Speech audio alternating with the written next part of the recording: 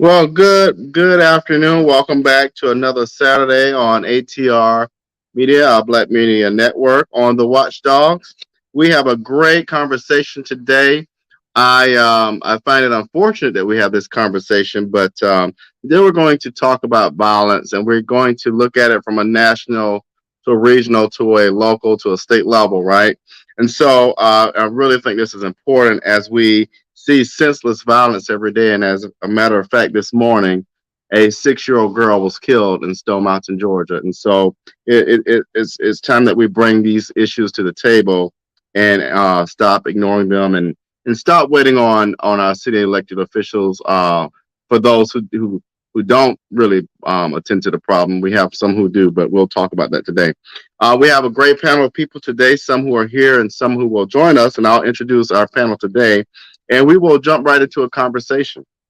So we have with us today Alderwoman Kesha Gibson-Carter of Savannah, Georgia. Alderwoman Gibson-Carter joins us. Oh, there you are, looking great. She is the Hello, Alderwoman at large Savannah. for Post One in Savannah.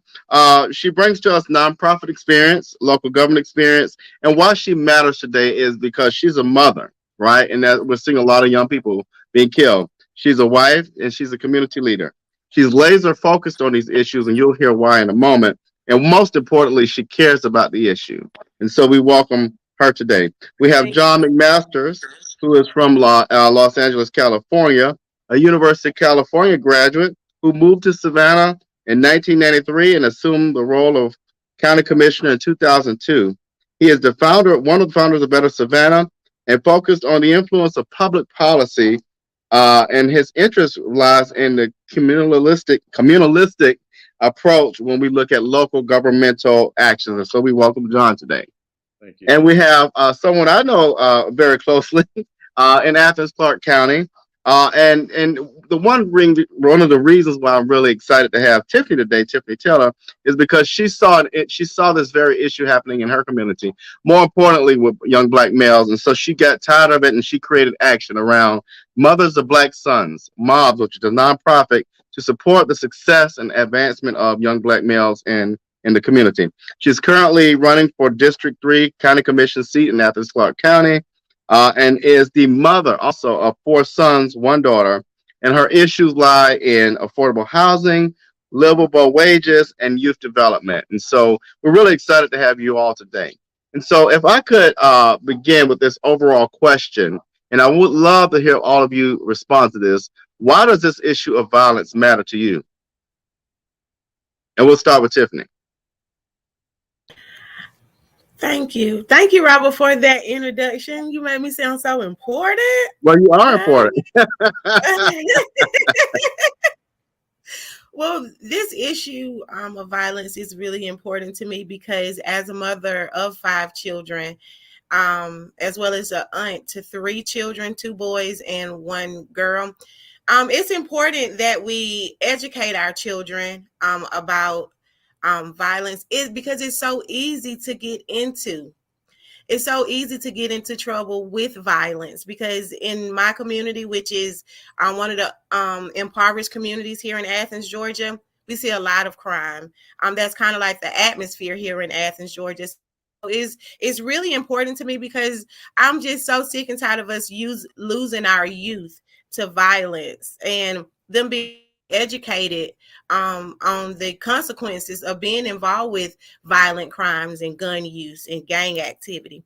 So it's very important to me because I want to make it better, not only for my children but for my children's children, right? So that's why it's important to me. Alderwoman Gibson-Carter, if you could chime in, why does this issue, why does it matter to you? Can you hear me? Yes. Yeah. Listen, when it comes to gun violence, sexual violence, any form of violence, we recognize that we are our brother's keepers. And the issues related to gun violence for me right now, as we approach this topic, we know what's going on in our city. It's a public health issue, right? So oftentimes people are dismissive of issues related to street crime and gun violence because they feel as if it's just situational. Well, that doesn't make it okay because someone is a part of violent intentional injuries, right? Um, we should all be concerned because bullets don't have names. And when we have 13, 14, and 15-year-olds with high powered rifles or guns, whatever uh, these weapons they use are, uh, riddling bullets at homes and cars at will without regard to a target, we recognize that we have a public health issue. And beyond that, just personally, I care about people. I care about those who are a part of that world, and who feel like they don't have a hope or a care in the world. And so they give themselves up to the streets and to the creed of that culture. And I care about those who would be their victims. So um, we have to have a holistic approach. We know that crime and gun violence is an issue across the nation right now. But we have to tackle these issues community by community, neighborhood by neighborhood, city by city, state by state. And so, where Savannah, Georgia is concerned, from where I'm sitting, I do take a personal responsibility as a leader in this community and say it is the government's responsibility because maybe not in Athens, Clark County, or maybe not in Atlanta, maybe not in Jacksonville, maybe not in Washington, D.C., but here in Savannah, we know that a great deal of the criminal element that run rampant in our community, uh, in large part, is because of failed policies from our elected officials. It's because of those policies, programs, and activities that we have not uh, implemented, we have not presented, we have not adopted. And so while there are a litany of things we will discuss today in terms of what can be done, we are not doing any of it here in Savannah. Got it. Okay, John. Well, first, thanks for including me in this important conversation. Um, Violence, and I'm going to use a expanded notion of violence, it just in the sense of crime, uh, much of which is violent and some of it not as violent, um, is a detriment to our quality of life, whether you're living in a Tony neighborhood or a less Tony neighborhood. Citizens, people, part of the community, the members need a certain level of safety to enjoy their lives. And violence and crime interrupt that and disturb that sense of place, continuity, comfort, happiness. So Kesha's absolutely correct. It is a public health issue. It's also an economic strain because the cost of addressing public safety and crime is borne by the whole community.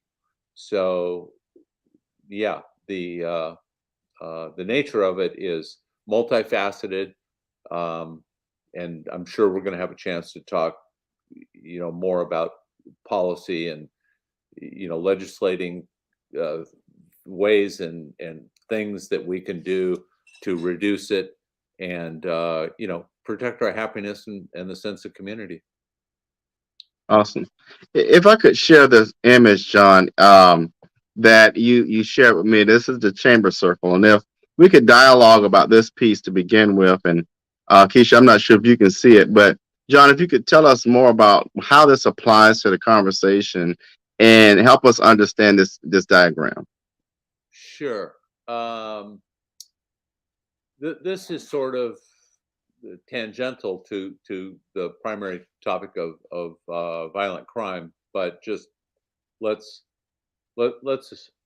look at it in a limited policy sense, and this happens to pertain specifically to hospitality and tourism. But this sort of dynamic can be easily modeled or applied to a police department or a Parks and Recreation's perspective, to many things and aspects of government. But basically, in the hospitality tourism context here in Savannah, a number of years ago, I tried to explain to someone how policy is made. Policy is the legislative act of a governing body, in this case, the city of Savannah. So, not to belabor this, but you'll see in the center there are 4 concentric circles. The top purple one being the Chamber of Commerce, and going over to the right, Visit Savannah, which is a subset of the Chamber of Commerce. And at the bottom is the Tourism Advisory Committee. And then coming up, and that's a city body.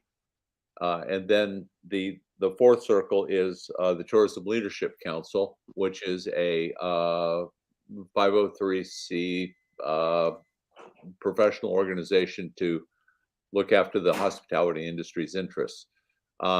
At the very bottom, you'll see 2 overlapping circles. The first one, the blue one, being the mayor and city council, of which Kesha is a member, and which at a county combined consolidated city, Tiffany hopes to join. And then on the right, in the salmon colored circle, is the city manager, because we have a city manager form of government. Anyway, to conclude, what this diagram, and maybe you can post this as a link in your show, RG, that other people can study it more closely and read the influences in the traffic diagram here. But basically, public policy here should be the responsibility of the mayor and council, and that's that intersection between those two at the bottom. But it is influenced most heavily by the industry. So you have an industry regulating themselves for all intents and purposes, and that's not a healthy outcome. And whether that's a police department or, again, a Parks and Recreations department, I think it helps us understand how policy is divined and then implemented. So maybe that's too little, probably too much, but that's what that diagram's all about. Right. And so we put it into context, like let's say if we place this in Atlanta, we have a similar effect, except a few of the circles might change to maybe being, developing a New York style city or attractions or what have you. You take it at the county, it could be around how do we build that energy around Georgia football. But this can be applied. We just change a few of the circles, is what I'm assuming. Sure. There's always a modus operandi or flight path or pattern process that creates policy. And if we don't understand that policy, Robert, we're just uncomfortable and clueless as to how things happen and how things are either advanced or detracted from in our communities. So I urge people to dedicate some time to understanding how policy happens. And so, and if we tie this together, Alderwoman Gibson-Carter, policy ends up driving a number of things, right? And so we get to thinking back to this issue of violent crime and crime in general. You have policies that allow you to be proactive as a council and as a leader and as an alderwoman. And you have policies that create more issues. And in your perspective, if you can tell us a little bit about that from your lens as a sitting alderwoman here in Savannah. Well, and that's the one thing we have been doing, a few of us anyway, Alderwoman Miller Blakely and Bryant Lanier, in our work, we do a lot of educating the public, informing the public. And so one of the things we have been doing as of late is acknowledging to the public that when we talk about change, when we talk about things that we need in our city and uh, certain issues or changes that our citizens want, we first start the conversation in saying we have to discuss policies, because nothing changed without a policy. We can have political rhetoric and hot air all day long, talk about what we are doing. We can talk about um, affordable housing. We can talk about crime reduction. We can talk about forced displacement. But until we put forth policies that will provide for those changes, that will provide for meeting those needs, it won't happen. And so politicians will hide behind that rhetoric without educating the public and acknowledging that if we want um, communities where we are not experiencing gentrification and forced displacement, why aren't we putting forth inclusionary zoning policies? Why aren't we in acting an impact fee policy if we are serious about protecting our communities? Why are we not looking at personnel policies with our police department? Right now, our council is not even meeting to discuss personnel issues or personnel policies, because I'll tell you that our number one issue with crime in our city has to do with leadership, both within our city administration as well as in our police department. And if we cannot meet as a group and discuss policy initiatives and changes we need to make, that policies that match those changes, it just simply won't happen. Now, and Tiffany, if we could go to you, you're looking at this from a different lens, right? So you're hearing, all these policies that impact the safety and the inequities and all these things going on, and they're policies like the ones on the books now, which I totally disagree with. For example, you have a criminal justice system that allows Buddy Carter to prescribe opioids, and we have a crisis. But that's the same criminal justice system that says black men who have to create small businesses around drug activity get placed in jail. So all things said, Tiffany, you're a mom, right? You're looking at this from a very different lens from how you've grown up and seen family and friends and neighbors. How do you react to that? What's your reaction?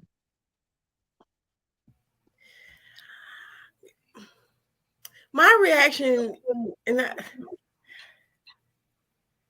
my reaction towards it is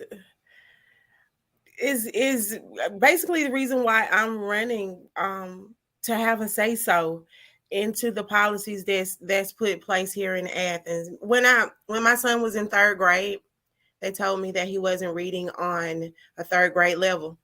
The teacher told me this is when they begin building prisons for children, males who aren't reading on grade level. They start building prisons, which is the pipeline to prison, the prison pipeline. I'm sorry. And so as a mom, it makes me go harder. It makes me sit at the table, want to sit at the table. It makes me want to get out and inform everyone, because we lose from a lack of knowledge. A lot of my residents don't really know the policies here in Athens, but they are affected by it when they stand up in court, when they're pulled over by the police, when they're, we live in a college town. So there are a lot of ordinance that, target us, and we don't know until it's too late. And so being vigilant, being educated, is my way of going about it now, because I was just angry. I was just like, it does affect us, but it doesn't matter. And a lot of people in my community have that same thought process. Like, it doesn't matter what the policies are. It doesn't matter if we get policy changes, because it doesn't affect us anywhere. They're still going to come into our neighborhoods and gentrify us, push us out. And it's just about being educated. It's about being vigilant. So that's my mission. I want to educate everyone around me so that we can stand strong in numbers. And one of the questions, John, I asked all of our panelists the same questions, and John sent this question. I'm going to expand it a little bit, if I would, and and have Alderwoman Kesha Gibson-Carter respond to this, and then we'll kind of go around and hear others. But what have we done? Are you done publicly to educate citizens about policy inequities? Now, I'd like to expand that about what have we done to offer education not only around policy inequities, but inequities in general. So we look at systematic pieces that impact all of these things. And so, Alderwoman Kesha Gibson-Carter, what are your thoughts on that?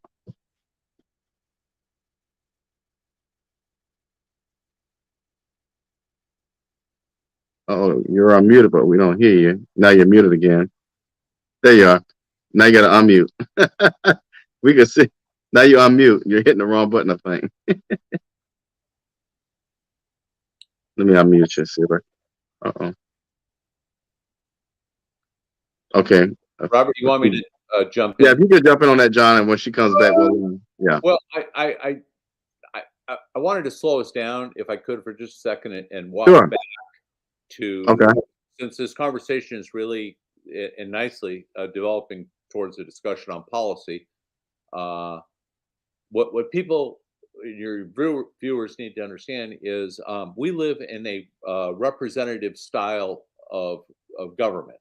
That means the citizens can't go create policy on their own. We elect people like Tiffany, like Kesha, like myself 20 years ago. We are the legislators. We are the ones who have the power and the authorization to set policy. So, to Tiffany's point, why is it so important for people to pay attention to policy?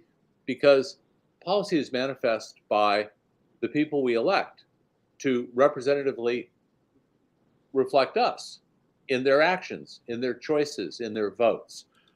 So we're not a direct democracy. We're representational. So policy is the tool or the track through which things can happen. For instance, if a city wants to change policy, change an ordinance is just a fancy name for a policy, that the police department is not going to pull over people for taillight infractions or expired tags. That can be manifest through a majority vote of the governing body, be it a county commission or a city council, to inform and direct the policing staff members that this is not something we want to prioritize. Don't stop people exclusively for those things. Just one example of how policy can affect the community and the importance of understanding how that comes to happen. And it comes to happen through this representative body that we've elected. So to Tiffany's point, yeah, you gotta understand it and stick with it. Yeah. Alderwoman Kesha Gibson-Carter, I don't know if you remember the question, but I definitely am glad that John brought that piece up. I wanted to get your reaction or thoughts before we kind of dived into that a little more. Yeah, I did. I'm transitioning. Today's the Central Labor Council annual fish fry. So I'm on my way there, and of course we have to be all things to all people all the time. That's what your older woman does. And so y'all bear with me a little bit. I did miss the question, so can you repeat it? I did hear John's comment. However. Well, I think it'll be more important. If you want to dive into John's comment and react to that or add to, I think that's an important piece that is very, very, very glad he brought that up. Well, he's exactly right. When we talk about change that's needed in community, people should know that real change starts with policy presentation, legislation, right? And so take, for example, our administration. For whatever reason, before the ink was dry on our commitment to serve without fear, favor, or affection, there was some maneuvering to change the rules of our council. Never in the history of this city, and probably nowhere in the United States, will you find within a local government where it takes a majority of your vote, the majority on your council or your commission, to actually introduce legislation, introduce a policy, introduce something on behalf of your community, where we require change, where we require resources, where we require a certain level of service to increase or decrease. But here in Savannah, it takes a majority on our council, 5 votes, for any idea to even see the light of day. And so that on its face is, as far as I'm concerned, it's a form of voter suppression, because I am not capable now, as the representative of the entire city of Savannah, her over 145,000 constituents, citizens, I can't put forth anything on your behalf because I don't have a majority. And so uh, I'm woman enough to take a L. I'll take a loss. If I put forth something and I don't get a majority of vote to get it passed, we have to accept that. But if I can't even introduce it for consideration, Right, right. how is the community represented? So again, that those changes that we want to see in our city, uh, any level of service that you want increase or decrease, communities, crime. Right now, we have a shortage of police officers in our department, which essentially contributes to the level of crime and criminal element that's happening in Savannah. And what I want people to know is that the issue related to crime in Savannah is not one dimensional. It's not just one thing, right? There Mhm. are a multi-causism of issues that have occurred because it has been ignored for so long. So we have issues related to our judicial system. We have issues related to uh, how people are policed. We have issues related to uh, the lack of community policing. We have issues related to the talent that we are recruiting, the talent that we are not retaining. So there are a lot of things that we need right now. And if we, again, cannot address these pieces via a policy perspective, or have a conversation with the council, with our leadership, and say, listen, here's where we are. What are the changes that we can make? We will not achieve that. So I feel like I was a little bit all over the place right there, but I need to No, get some of that out. no, no, no. I'm glad you did. One of the things, and I'm going to kind of package it up a little bit with you and John's comment, and lead in a different direction. So, what John was talking about is we have a representative form of government. So we go out, we cast a ballot, and we vote for a particular person that we hope will represent our voice and our issues and our values. And then we hear from Kesha Gibson-Carter. So now I'm elected, but I'm also not given the same rights and access to present policy changes or rules or put things on the agenda that would look at things like public safety, public health, and crime. So if I'm elected by you, I'm here advocating for you, but I'm still restricted and my voice is not heard. Then how do we get the work done? So I'll ask Tiffany and John and Alderwoman. So with that kind of a framework, how do citizens make a change? It's like, okay, so we've done what we're supposed to do. We're seeing all this crime, and we're not getting our officers and law enforcement folks to work together and to prioritize things. How do I get involved as a citizen? I'm tired of it. I've been through it. What do we do? You can't quit. You can't give up. This work is exhausting.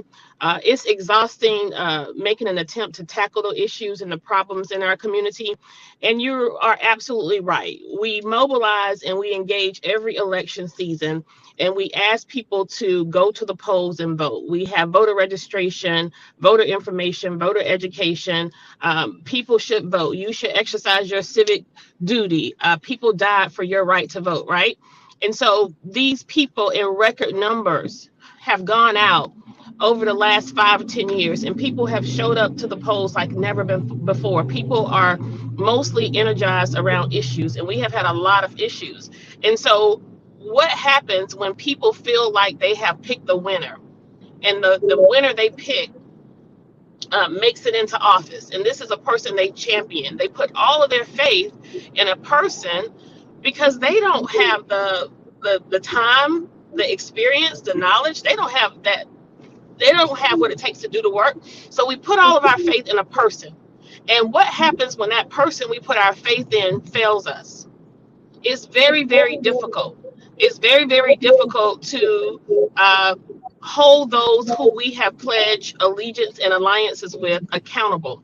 But I'm here today to tell you people, listen, we cannot relegate the safety in our community, the harmony in our neighborhoods, and the needs of what we need, the needs of those things we desire for this city.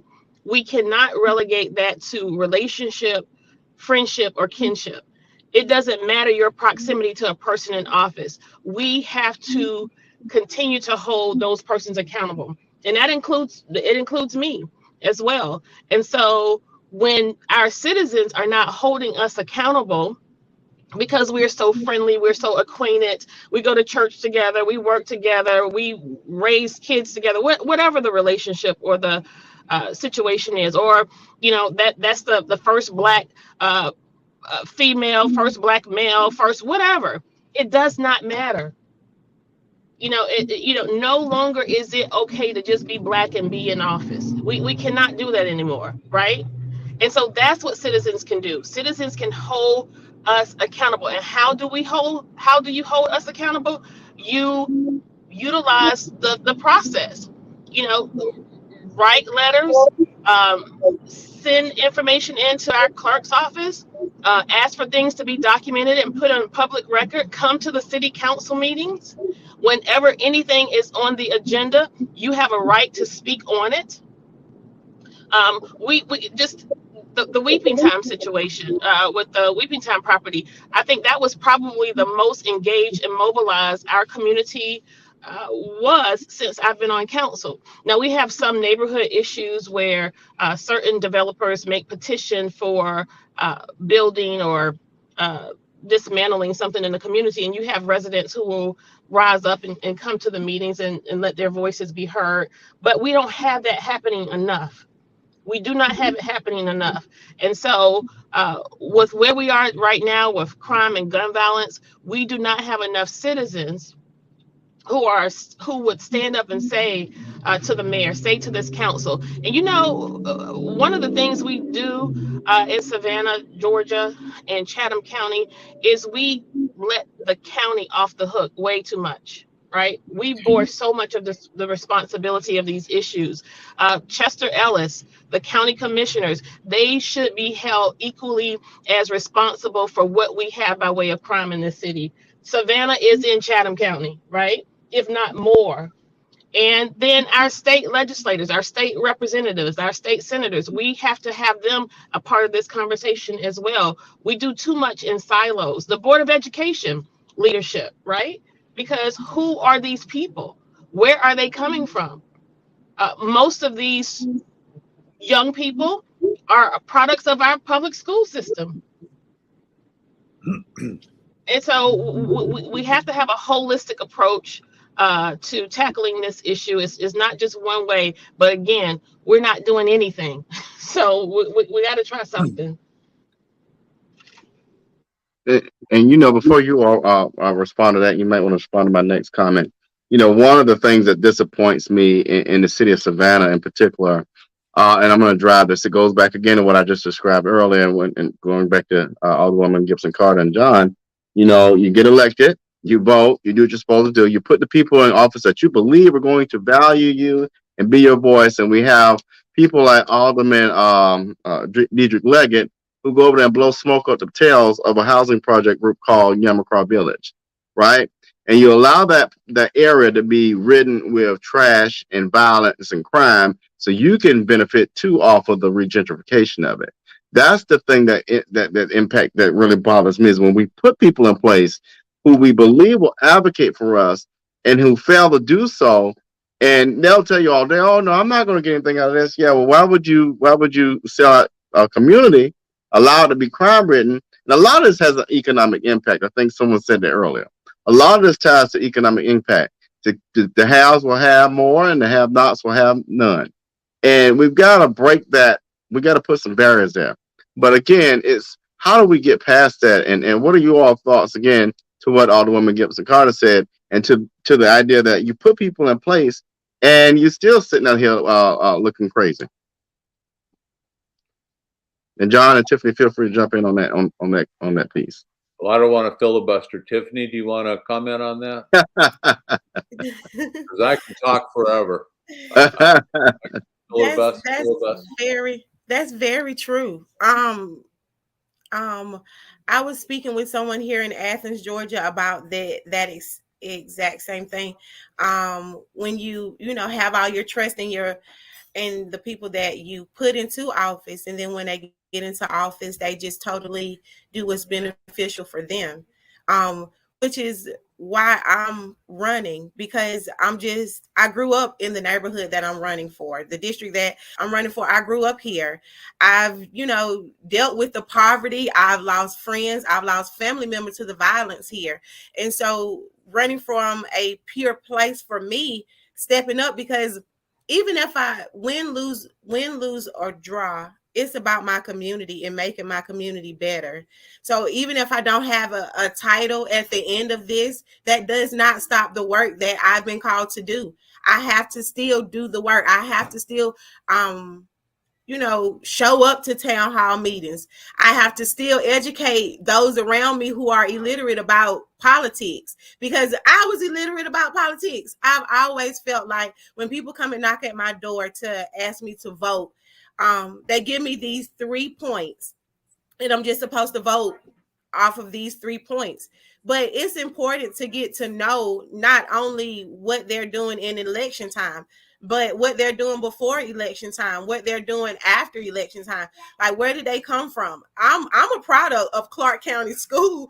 So when Alderwoman Kesha said that, it tickled me, because I've been told that before. We don't need any more young people who don't know what they're doing.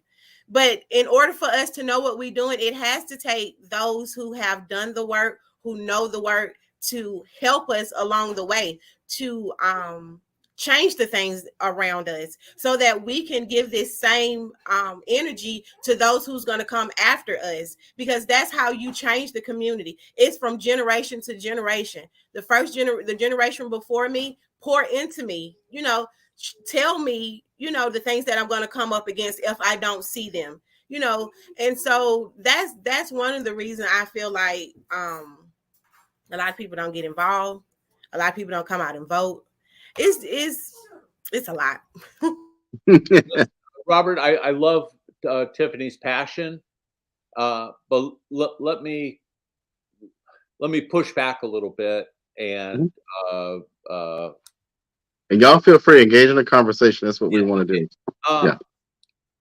Here are the facts. In the city of Savannah, a normal turnout for a mayoral and council election is about 30% of the registered voters. That's a huge problem. All right.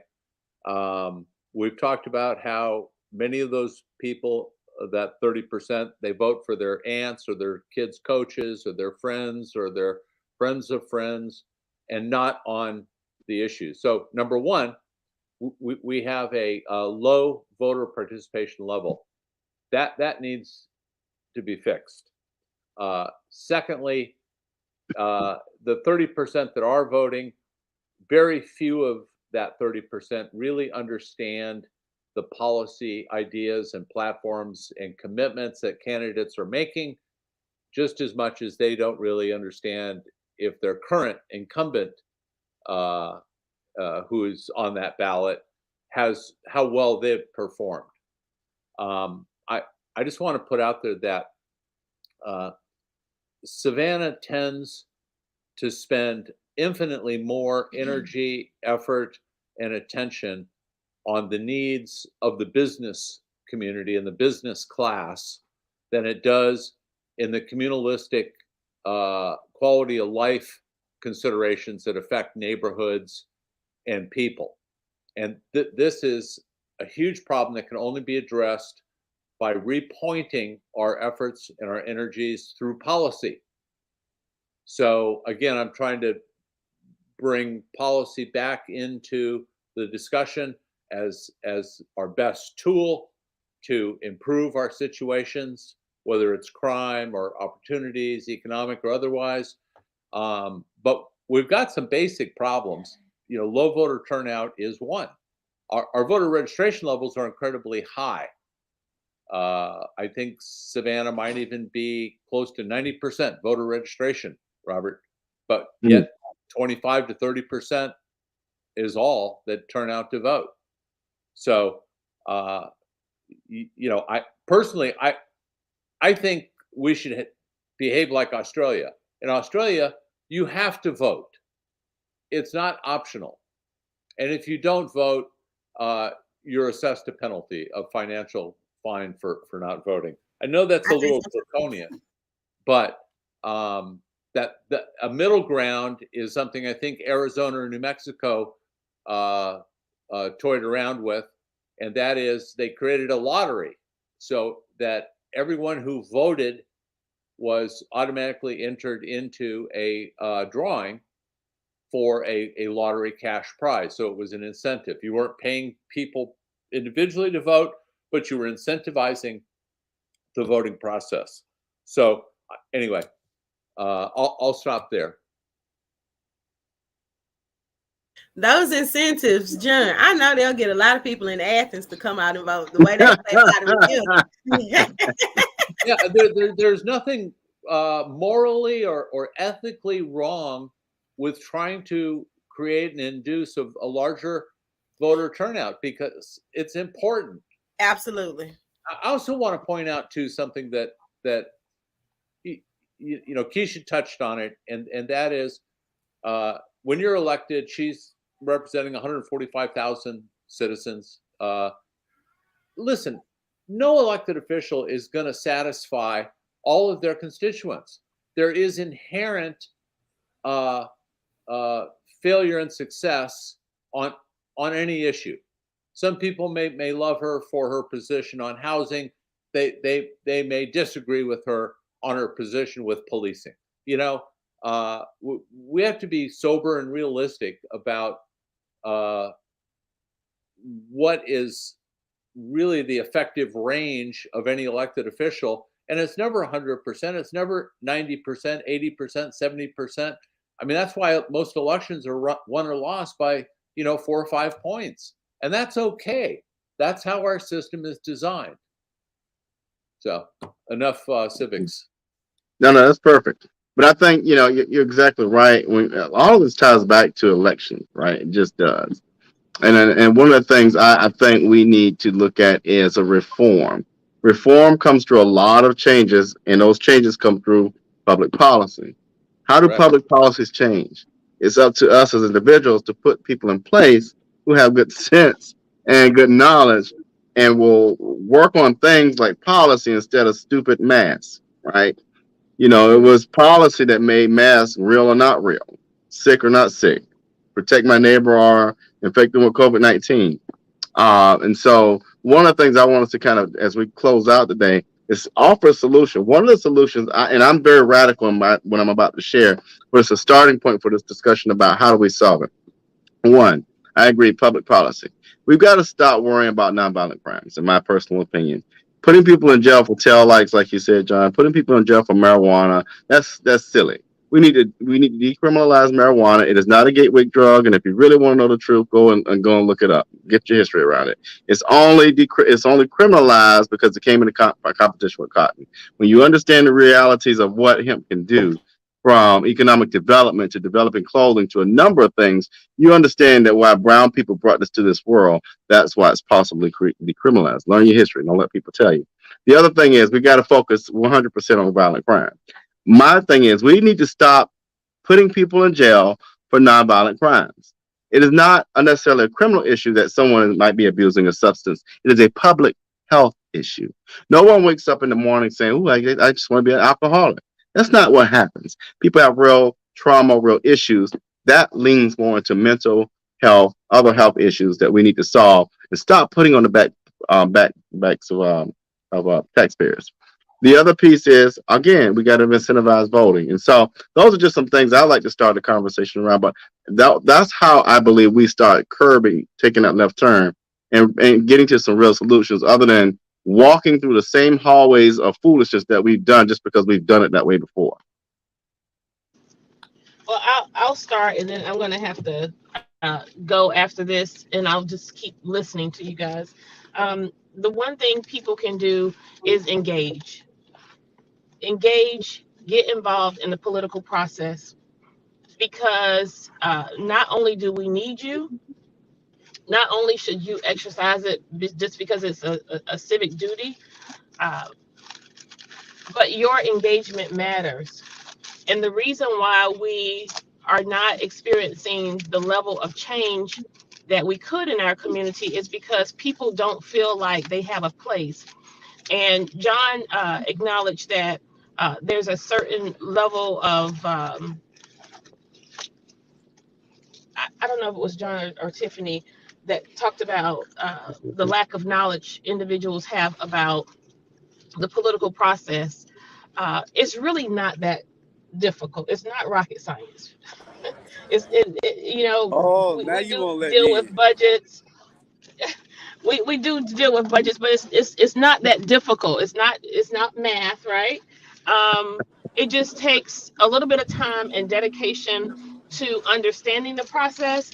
And a lot of what happens, Robert, is politicians intentionally and deliberately try to make things difficult and talk over people's head.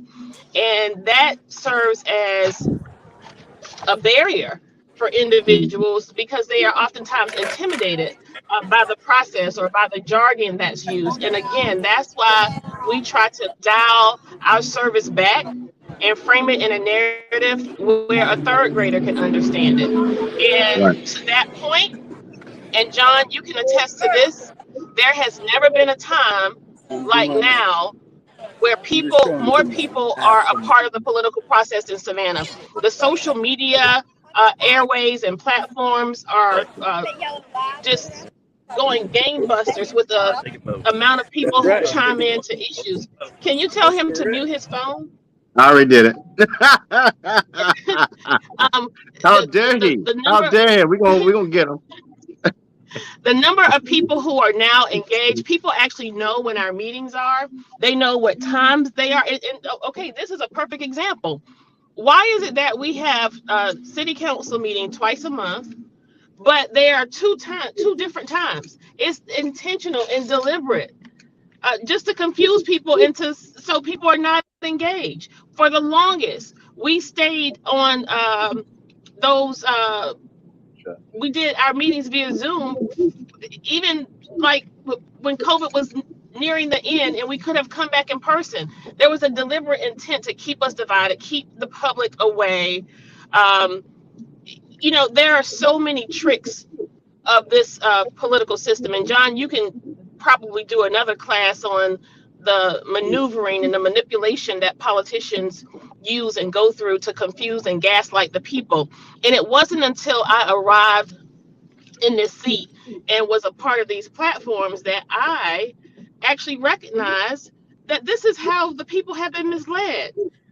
And so we are now informing people and giving them information on things that they probably never would have known. You know, they know, that you find out more, you can delve deeply into issues at a workshop. They know the information related to what our charter reads. They know that a majority of vote on our city council is 5. They know who their district representative is and actually know what district they live Hey, in. Robert. So Go ahead. these are things that are it's a slow process, but it's catching on. It's catching on, and people are starting to get involved. And one of the reasons, John, I feel like a lot of people don't vote or are not turning out like they should, is because we disappoint them as politicians through our Yeah, failed policies you're or failure absolutely to right. enact policies.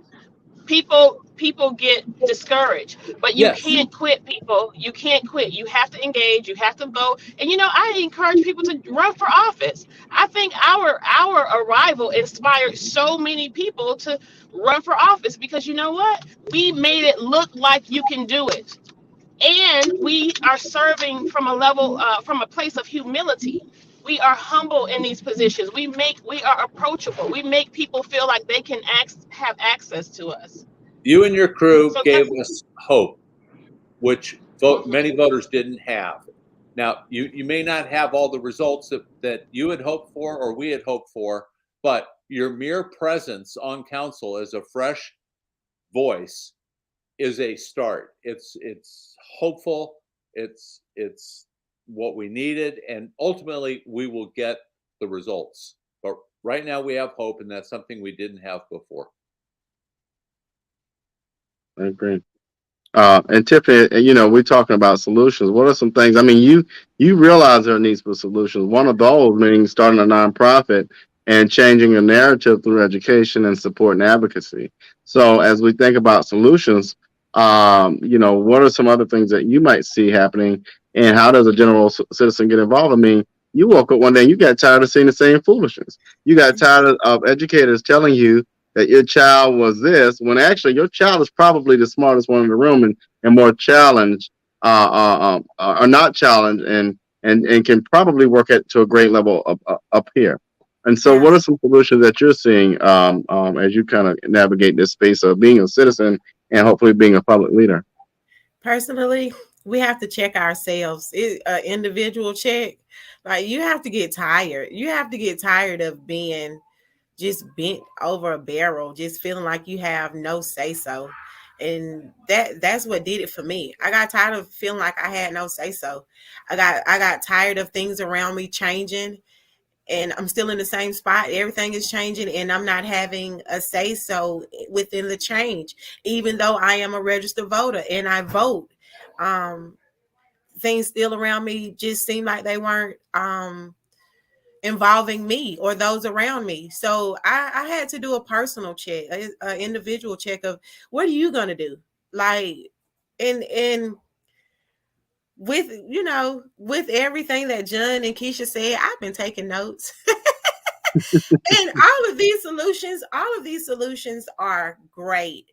And just like John said, to have a fresh voice, a regular person who's not a politician, who wasn't, that's not the goal. That wasn't the goal, to be a politician, but to want to be a part of policy changing, to be to want to be educated on the matters around you, are the solutions that's going to get us to where we need to be.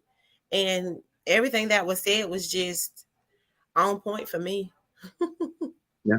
And so we'll reach Yeah. final comments. I will start with you, Alderwoman Gibson-Carter, because I know you're about to pull up. And when you see Julius, Yes, tell him don't do that no more.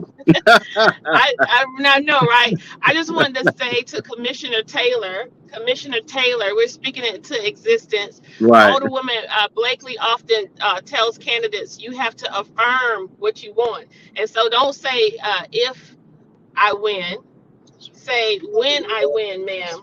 When I win. When I win, Absolutely. I will represent my community.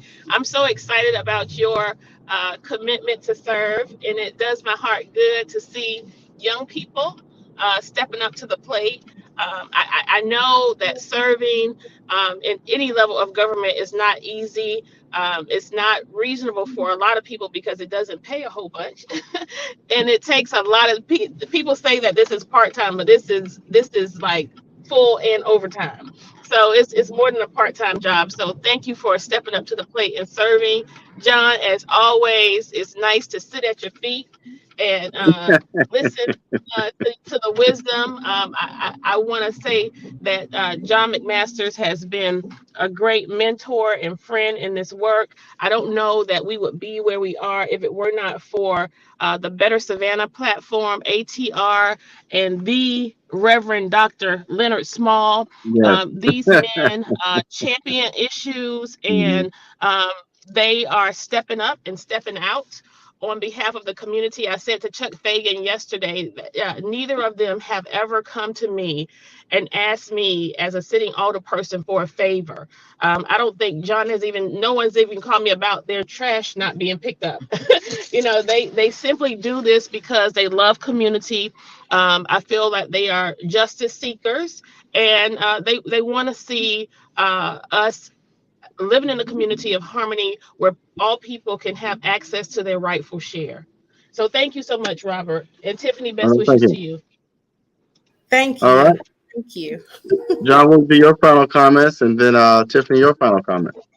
Well, thanks. I've enjoyed myself today. Is John Kesha doing doesn't know it, this? but I have a couple of parking We tickets get I it. can send over to her. Just kidding. The thing that excites me, Robert and Tiffany, is you've got ATR who's doing a really great service. I mean, it's African American centric, and Better Savannah are these entitled white guys, and we're coming together. We're talking the same talk. We're wanting the same results, and that it's like in the history of Savannah when the Irish came over. The oligarchs worried that the blacks and the Irish would commingle, and to prevent that, they pitted them against each other. And this is the tragedy of not having unity. So we're united closely with ATR, with the Savannian, with Jim Rikus, his product. We are giving hope. I would hope to people that we can get past our differences and actually drive together towards better outcomes.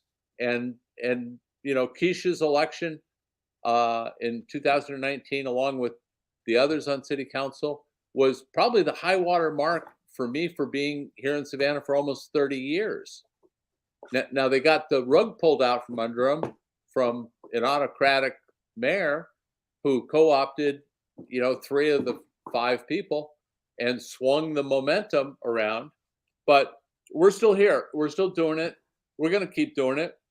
And we'll ultimately not just have hope, but we'll have hope and results. And Tiffany, good luck to you in your election. I need you to win because I was a 3rd district commissioner here in Chatham County. So good luck to you. And Tiffany, while you're giving your comments too, why don't you tell us your website and all of your stuff so people who are watching can contribute too. So add that in your comments. Well, first off, thank you, Robert and John and Alderwoman Kesha, for allowing me to, as a newcomer, sit in the midst of all of you with all of this knowledge. I've learned a lot. I'm here in Athens, Georgia, so all of these things that I have learned, familiarized myself with, is a blessing, and I'm grateful for it.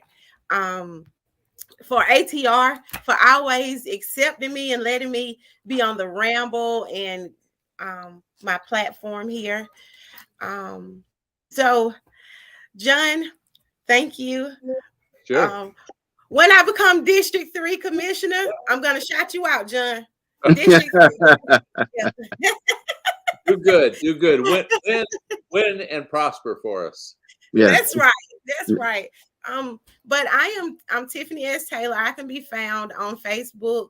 My Facebook page is Tiffany for the People, District 3 Commissioner. I have not a website as of yet. It is in the works. If you want to donate, you can donate through my Facebook page. And I'm just really happy to be included. and did you ever? I'm not sure. Did you do an Act Blue page? You might have that. I have. Yeah. You can go to my Act Blue page. Yeah, I've been on her behind about an Act Blue page.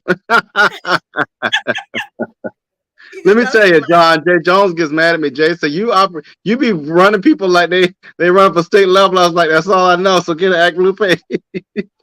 Absolutely. Yeah. You can go to my Act Blue page to make contributions as well.